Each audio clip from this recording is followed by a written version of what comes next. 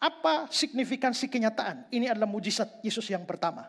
Ayat 11 bilang, ini yang pertama.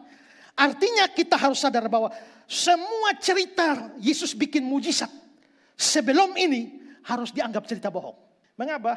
Karena selain Injil-Injil kita, ada Injil-Injil palsu yang beredar, yang menyatakan tentang berbagai macam mujizat yang Yesus buat pada waktu dia masa kecil.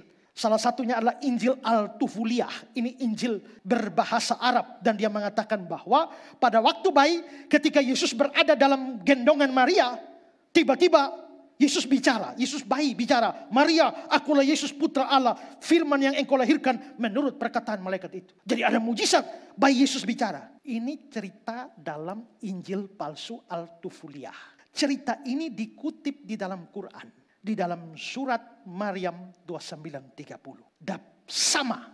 Maka dapat dipastikan cerita dari Al-Quran itu ambil dari Al-Tufuliyah. Ya, abad 5 Masehi. Lalu ada juga dikatakan bahwa air mandinya Yesus berkhasiat untuk menyembuhkan seorang kusta. Itu dari Al-Tufuliyah. Ada Pseudo Gospel of Matthew. Injil palsu Matius. Itu menceritakan bahwa di Mesir Yesus pernah usir naga-naga. Dan Yusuf dan Maria bisa beristirahat di gua. Lalu diceritakan juga bahwa di sebuah gurun yang panas, pohon kelapa tinggi. Tuhan Yesus perintahkan, hei kelapa, merunduklah engkau. Jadi kelapa merunduk. Langsung Yusuf ambil buahnya, lalu perintahkan kembali, kelapa tegaklah kembali. Lalu kelapa tegak. Sebuah mujizat. Dikatakan juga Yusuf dan Maria itu mengalami dehidrasi di padang gurun dan perjalanan masih 30 hari. Tapi Yesus bikin mujizat dalam 1 hari sampai Mesir.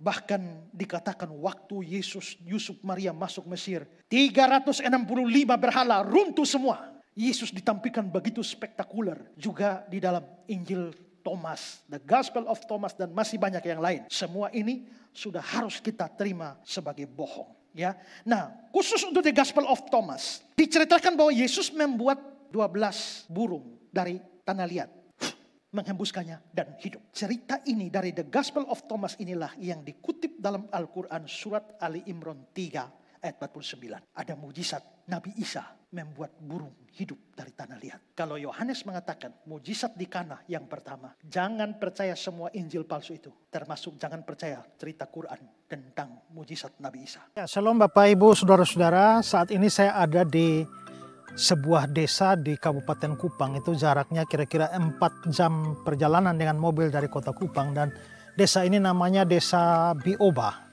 Dan Bapak Ibu, selama beberapa tahun ini saya bersama dengan GKIN Revival Kupang maupun juga Yayasan Karya Bakti Selasoru menaruh perhatian untuk pelayanan di desa ini. Dan di sini kami membangun sebuah sekolah ya, untuk anak-anak SD, sekolah berasrama, dan juga mau membangun sebuah gedung tempat ibadah untuk orang-orang Kristen di tempat ini.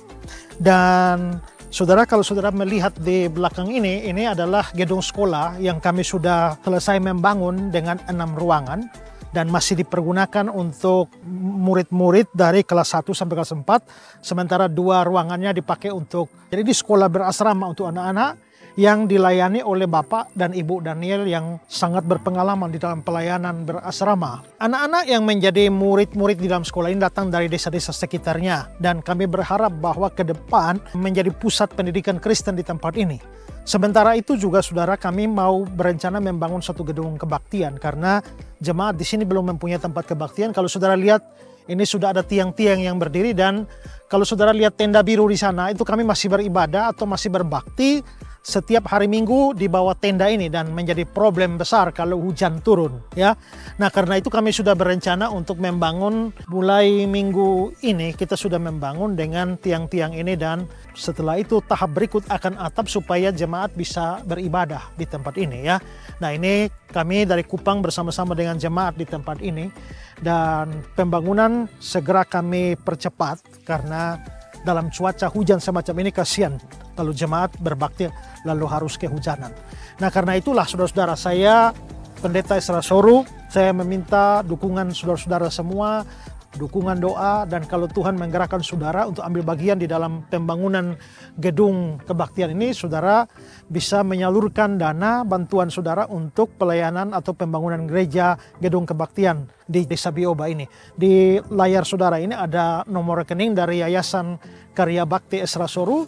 Silakan saudara berdonasi di sana dan memberikan catatan untuk pembangunan gedung ibadah di Desa Bioba, Kabupaten Kupang ya. Karena itu, mari saya sekali lagi memberikan kesempatan buat kita punya banyak hal untuk kita dukung dalam pelayanan. Tetapi kalau Tuhan memang menggerakkan saudara, mari ambil bagian bersama-sama dengan saya, GKIAN Revival Kupang, dan Yayasan Karya Bakti Esra Soru. Biarlah jemaat Tuhan di sini boleh mendapatkan tempat yang baik untuk beribadah dan melayani. Tuhan memberkati saudara sekalian.